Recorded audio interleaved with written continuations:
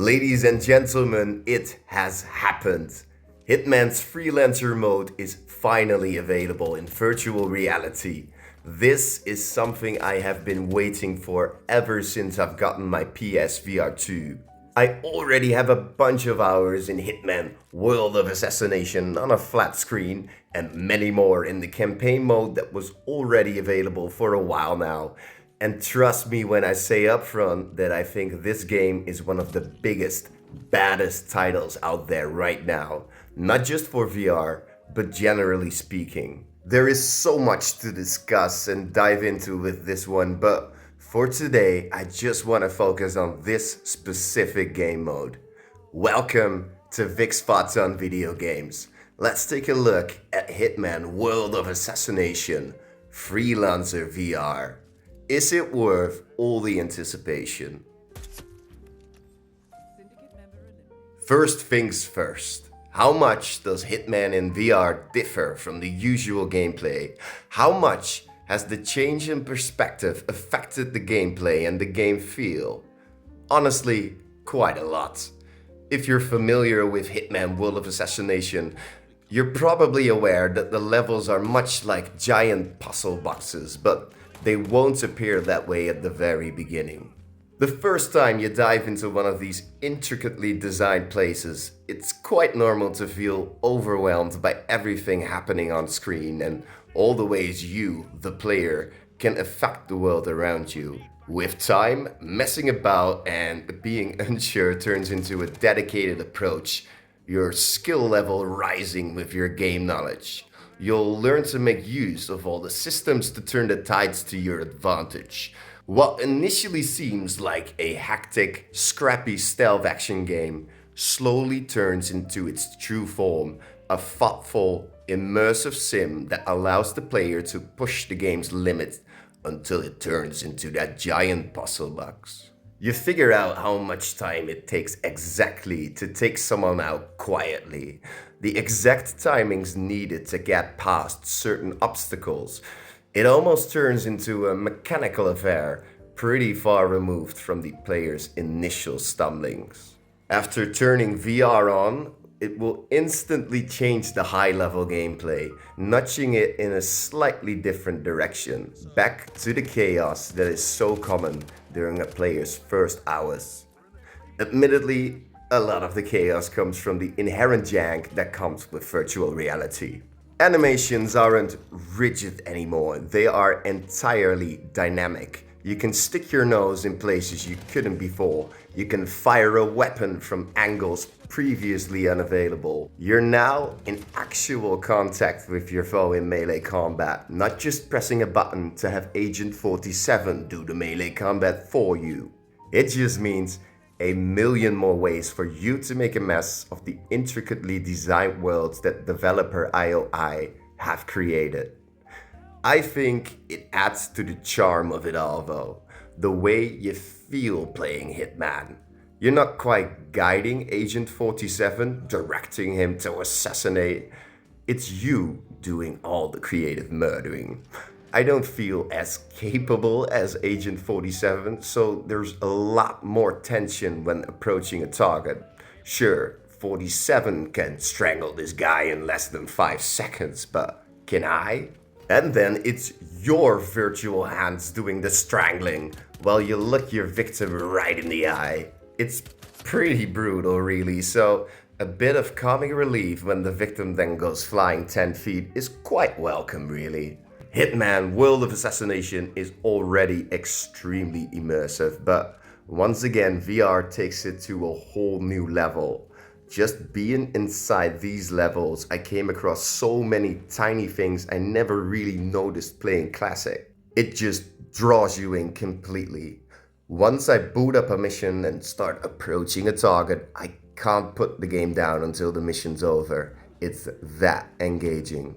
Mechanically, everything that's available in Classic gameplay is available in VR. The strangling I mentioned, and dragging and dumping bodies, handling and reloading firearms, or swinging and throwing melee weapons, even interacting with the environment, it's all here. The one thing that kinda takes you out of the experience is whenever you climb stuff. Vaulting over obstacles is no problem. The screen just turns to black for a moment and you appear on the other side. It's rather easy to create the implied movement in your mind. When climbing things, however, and blending in, now that I come to think of it, the game decides to switch perspective. Suddenly, you're like a ghost watching Agent 47 from afar. It feels clunky and breaks the immersion. Other games have already figured out climbing in VR, and I really don't understand why I have to watch Agent 47 inconspicuously reading a newspaper instead of me sitting there and reading it myself. Hopefully, these minor gripes will be tackled in a future update. Freelancer plays out much like a roguelite. You're tasked with taking down 4 syndicates, totaling 18 different missions. In between, you chill out and prepare for the next assignment at your customizable safe house. Should you fail your mission, the leaders will go into hiding and you'll have to start over from the very beginning. You can't save your game manually. A loss is permanent. On top of all of that, any gear or weapons you were carrying on you will disappear. Even any tools you had stashed in your safe house will all be gone too. This means the stakes are insanely high. Every decision matters and you can't save scum your way out of a tough situation. The closer you get to the 18th mission, the more you will feel that pressure that starts to come with being hours into something and realizing that progress might disappear in a flash. Usually the muzzle flashes of men gunning you down. The missions come out in 2 varieties, most of them involving taking out 1 to 4 different targets, which can be any of a large number of NPCs on a given map. We'll call these assassination assignments. The targets are clearly marked in red when viewing the world through instinct mode from the moment you arrive. All that matters here is that you get the job done and make it out alive, no matter how messy it gets. You are not punished for clearing the whole map, should you so desire. This lends itself to situations that tend to get a lot more hectic and frantic than the campaign mode. It's still beneficial to take targets down quietly, as you'll still have to make your getaway at the end of the ordeal. You're not safe until you've made it back to the safe house.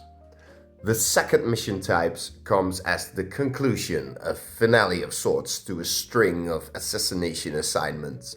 These are referred to as showdowns. Showdowns play out a bit differently. Your target is hidden among 4 to 9 different individuals marked in purple in instinct mode. You're given physical descriptions as well as habitual tells and their reason for being where they are. Using this information, you have to figure out who the target is, take them out, and then once again make your escape.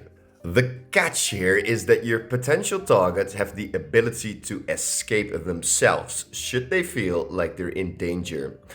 If they manage to leave, the entire campaign fails. Patience and setup is key. Blowing out the brains of the wrong target at the wrong time is a mistake that will often lead to disaster. The game does allow for one slip up. Fail an assassination assignment once and the other locations will become alerted.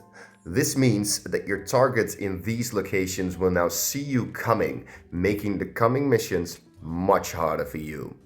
Completing a campaign nets you a big cash bonus as well as a legendary weapon. You then pick a new syndicate and do it all over again. The different approaches to the 2 mission types, as well as the time spent in the safe house, which we will touch on in a bit, creates a clear dynamic in tension and release in the quiet and the loud. Freelancer mode is thus a complete experience, something of substance in itself. Still, it's good to remember it's just another part of the larger, gigantic title that is Hitman World of Assassination, a game that has grown to mind-blowing proportions today. On to the safe house. You'll visit this place before and after every mission. Here you select your campaign and assignments and choose your loadout for the coming mission, but also just hang about, go for a round at target practice, or maybe do some interior decorating. You're entirely safe here to muck about. It's a place to relax in between the heart-pumping chaos of the missions. The safe house is divided between three distinct sections: the main interior, the exterior, and the hidden underground bunker. The bunker is the main area and houses the mission select screen, a multitude of weapon racks, toolboxes to be filled with gear, as well as an infirmary where you're going to end up when you inevitably fail a campaign. All the important bits are to be found in a relatively small area in this bunker, so if you just want to get going quickly, you don't have to spend much time running about the entire safe house. The interior and exterior, as well as additional rooms in the bunker, aren't immediately available to you. These additional locations have to be unlocked first. Customization options, such as paintings or furniture or even entire rooms, have to be unlocked as well. These rooms, besides the aesthetics, also serve in-game bonuses as well. A letter opener in the office or a banana in the kitchen can all be taken with you, and these will respawn anytime you come back to the safe house. Basically, free gear. I really like the safe house both as a game design choice and something of a narrative device. To me, it's the connecting tissue that binds the missions together. See, in the main campaign, missions can feel loosely connected. Not because of the story, there's cutscenes that give context to what you're doing. I'm speaking mechanically and the feeling the player is left with after completing one. After completing a mission, you're taken back to the main menu to set up for the next one. There really isn't a way to bask in the glory of your previous victory, to reflect on the things you managed to do or not do, and to admire all the shiny goodies you extracted from a location. Finishing a mission somehow left me feeling a bit empty, really. Freelancer feels different because of the safe house.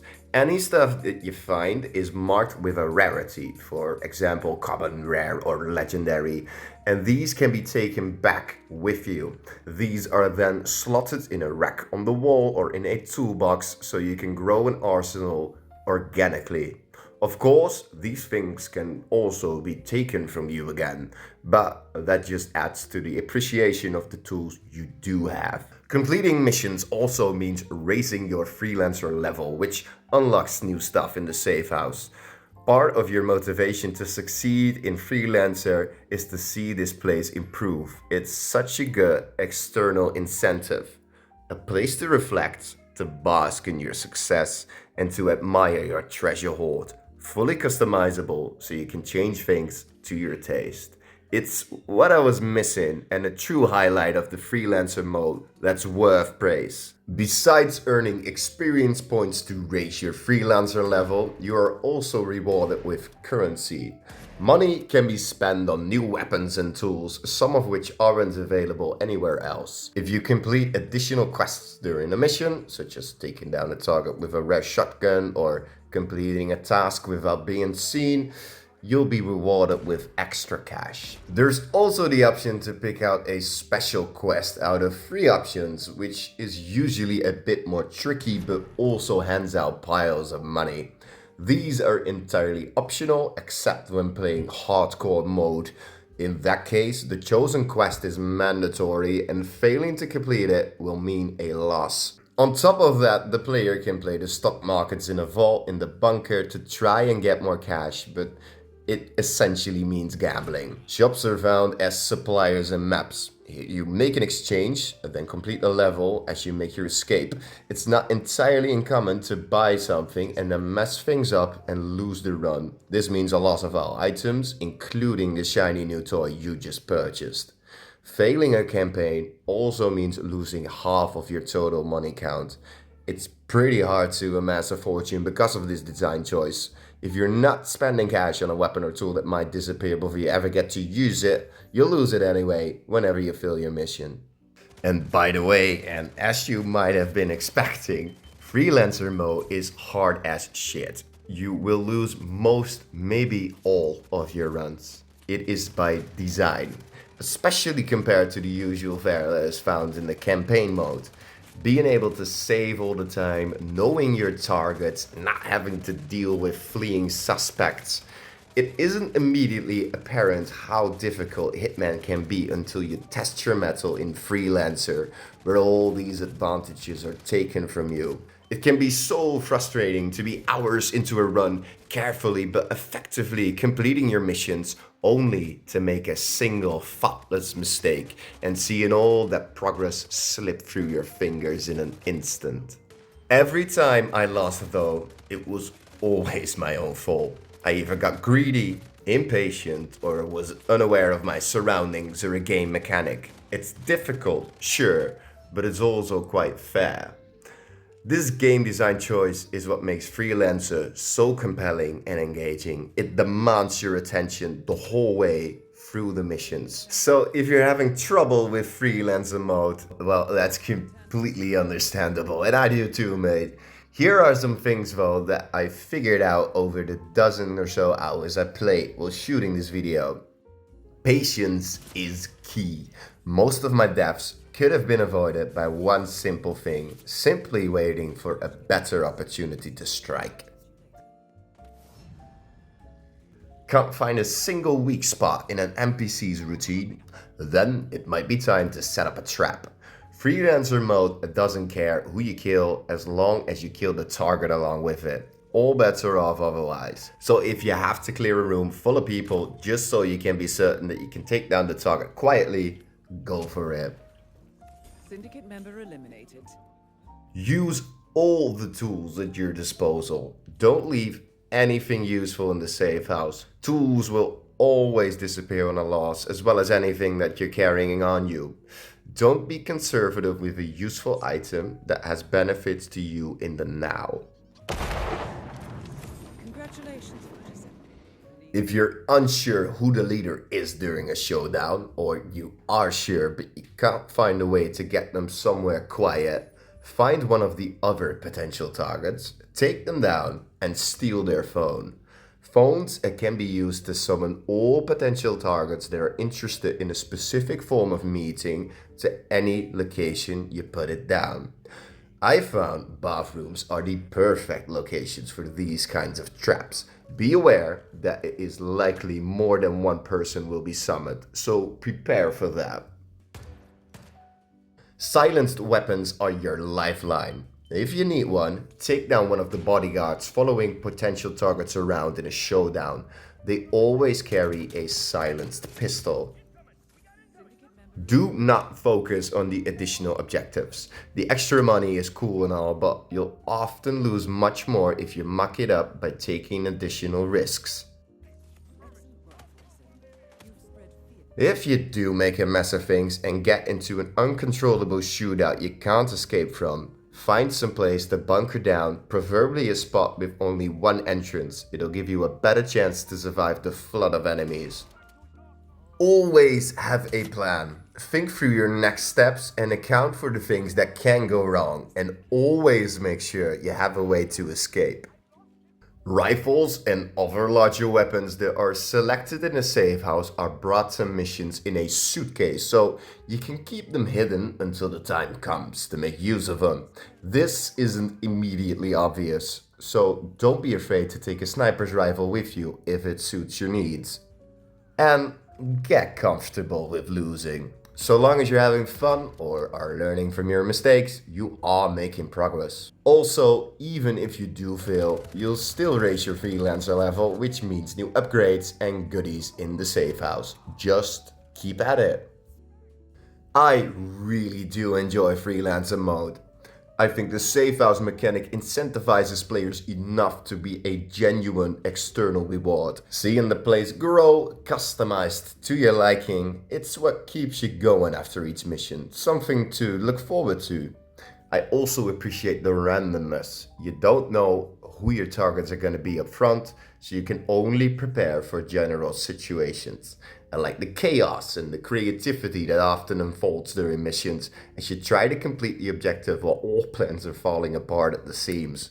I like how the loop can go on forever, should you wish it so. There's always more targets to hunt, a new challenge to overcome. Even after playing it for many hours during the last week, I still feel like going back to it. It has good replay value in that sense. The hardcore mode is not for me though. The extra challenge is welcome, but the mandatory quest that has to be completed makes things too exact for me and turns the challenge into frustrating misery. The game is pretty stable today, but I still came across some issues.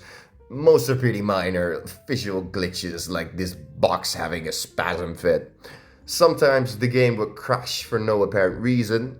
The 10 hours or so I spent recording the video, it must have happened at least 4 times. Sometimes the physics don't exactly do what you expect them to, although this isn't entirely a VR problem and will occur in classic gameplay as well. And lest we forget, Hitman World of Assassination is an always online experience. Yes, in a single player title. So there were a few times where I wanted to do some hitmanning but couldn't if my internet was acting up. There's so much fun to be had here and none of these issues set the experience back too much. And now I have to share with you a little secret.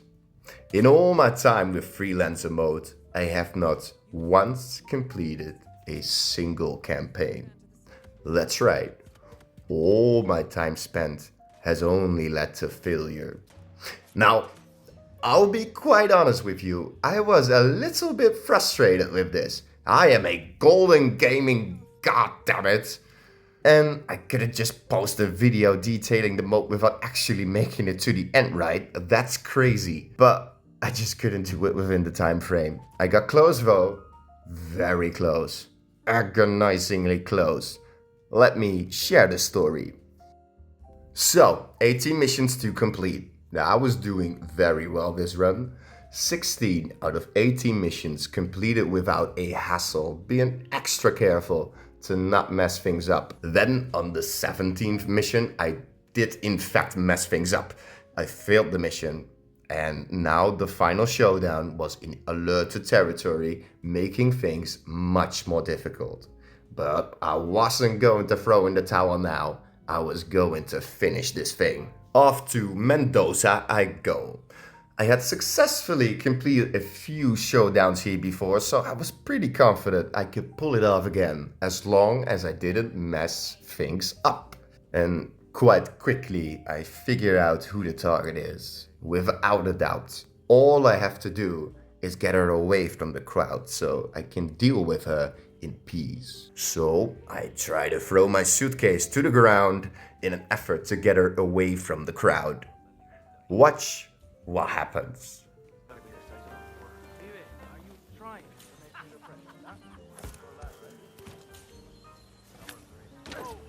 Within seconds, everything starts to fall apart. My heart is racing and I'm panicking now. Surrounded by guards, the target attempts to flee. In a last-ditch effort, I grab a shotgun and start blasting in the middle of an open terrace. A shot lands. I was right. Target down. Unfortunately for me, the game doesn't just end right then and there. This isn't over before I make my escape. So I dash to the nearest exit, trying to evade shots as I go. I come across a man who might or might not be a guard when I see him pull out a pistol. I shoot, I miss. Game over. Hitman Freelancer is a lesson in frustration. It's also one of the most engaging experiences in gaming I had recently, in VR and out. The world of assassination is a masterclass in immersion, in being drawn into a digital world. It will grip you, then frustrate the living crap out of you, then have you come back begging for seconds. I cannot recommend it enough. All footage was recorded on a standard PlayStation 5. Hitman World of Assassination is available on PlayStation, Steam and MetaQuest. Like the show, do let me know. Leave your thoughts in the comments below, because I'd love to hear from you. Hand me a like and subscribe if you're so inclined, because I really do appreciate these as they can help me grow. Any game you'd like me to check out, tell me so I can add it to the ever-growing list. This was Vic in VR, presenting Vic Spots on video games. It was good to have you. Thanks for watching, and I'll see you at the next one.